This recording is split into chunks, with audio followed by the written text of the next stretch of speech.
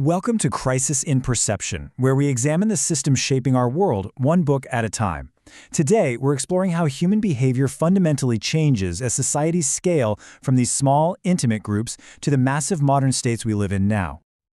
So we're going to be diving into Jared Diamond's The World Until Yesterday, and it's a really fascinating book because it uses the deep past, the world of these traditional societies, as a kind of lens to understand our own present. All right, so here's our game plan. We'll look at the world we've basically forgotten, see what these past natural experiments in living can teach us, check out some key differences in daily life, and then wrap it all up with what it means for us today. Okay, let's get into it. You know, it's kind of wild to think about, but for the vast majority of human history, we lived in these small, tight-knit groups. It's only in the last few thousand years, a total blink of an eye in evolutionary time, that we shifted to these huge state societies. And this wasn't just some small tweak, it completely rewired our world. Just think about it for a second. Our ancestors lived their entire lives among people they knew inside and out. If you had a problem with someone, you had to sort it out personally because you were going to see them the very next day. Now, we live among millions of strangers and rely on these big formal institutions like police and courts to handle things. And that's really the core question the book explores. What did we gain? And what did we lose in making that shift? Now here's an idea that really challenges our whole perspective. Diamond points out that most of what we think of as human nature is actually based on studies of so-called weird societies. But the thing is, these societies are huge historical and cultural outliers. They represent a tiny and frankly very strange slice of the total human experience. So how do we get a better, more complete picture? Well, the book treats the thousands of traditional societies not as some primitive relics, but as these incredible natural experiments in how to build a human society. Each one came up with different solutions to the same universal problems. And of course, it's so easy to start romanticizing the past, right? To imagine the simpler, more authentic way of life. But Diamond is really clear here. We have to resist that temptation. That's not the point. Yeah, the answer is an emphatic no. Let's be real. Traditional life was often brutal. We're talking constant warfare, infanticide, abandoning the elderly. These were stark and sometimes necessary realities of survival. You can't just cherry-pick the good stuff and ignore how harsh it could be. So this is the crucial takeaway. We shouldn't look at these societies as a model to be copied. We should see them as a mirror. By using them as a point of comparison, we can actually see the hidden assumptions and the truly strange features of our own world way more clearly.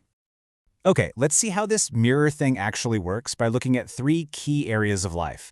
This comparative approach uncovers some really surprising patterns in how different societies handle the big stuff. So, when your world is just filled with immediate, tangible dangers, your whole mindset has to be different. In traditional life, survival often depended on what Diamond calls constructive paranoia. It's this constant but rational awareness of all the small but ever-present dangers. Every broken branch, every weird track in the mud, it all demanded your full attention because, well, your life could literally depend on it. And this contrast is just perfect. Traditional peoples were absolute experts at managing immediate, visceral dangers, things you can see and touch, like a crocodile. We, on the other hand, have gotten rid of a lot of those, but we really struggle to accurately perceive abstract statistical risks, like the daily chance of getting in a car crash. Justice is another area where the difference is just night and day. In a small society, the main goal of settling a dispute was to restore the relationship. It makes sense, right? You had to live with your neighbors for the rest of your life, so compensation and reconciliation were everything. Our state systems, because they're so impersonal, often focus way more on just assigning blame and handing out punishment, which can actually leave communities even more broken. And then you've got health. This one is huge. All those non-communicable diseases like diabetes, hypertension, and heart disease are biggest killers today. They were virtually non-existent in most traditional societies. Their active lifestyles and diets, being free from all the processed sugars and salts we eat, gave them this natural defense that we've pretty much engineered out of our modern environment. Okay, so all of this brings us to one single really powerful metaphor that kind of pulls all the book's insights together. It's a way to think about the profound difference between their world and ours. Our modern world has been unbelievably successful at using technology, medicine, and big institutions to cut down on immediate dangers. We have created a level of safety and predictability that would be just completely unimaginable to our ancestors. And the big implication of all this safety is what Diamond calls a padded environment. It's like all the sharp, dangerous edges of the world have been covered up, insulating us from the risks our ancestors had to face every single day. But here's the paradox, the catch.